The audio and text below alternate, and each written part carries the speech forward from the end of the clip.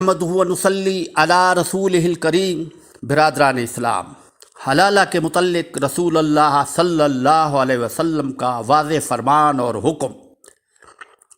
حدیث کی مشہور کتاب ابن ماجہ کتاب النکاح میں رسول اللہ صلی اللہ علیہ وسلم ارشاد فرماتے ہیں: الا اخبرکم بالتیس المستعار؟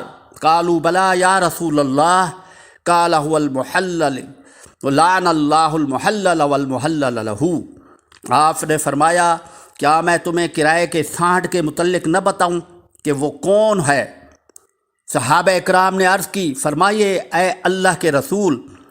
آپ نے ارشاد فرمایا، وہ حلالہ کرنے والا ہے، اور اللہ نے حلالہ کرنے والے اور حلالہ کروانے والے دونوں پر اللہ نے اپنی لعنت فرمائی ہے۔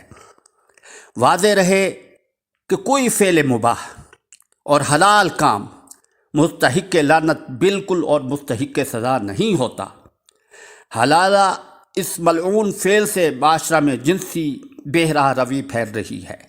شریعت میں جس تحلیل کا اعتبار ہے وہ یہ ہے کہ پہلے شوہر کے طلاق مغلظہ کے بعد عورت اپنی مرضی سے کسی دوسرے شخص سے نکاح کر کے اس کے ساتھ حسن معاشرت سے اپنی زندگی بسر کرے، یا بقضاء الہی اس کا خاوند فوت ہو جائے یا کسی ناچاکی کی وجہ سے علیحدگی ہو جائے، تو ایسی صورت میں اگر عورت چاہے تو اسے پہلے شوہر سے نکاح کرنے کا حق ہے۔ مروجہ حلالہ فعل حرام اور زنا ہے۔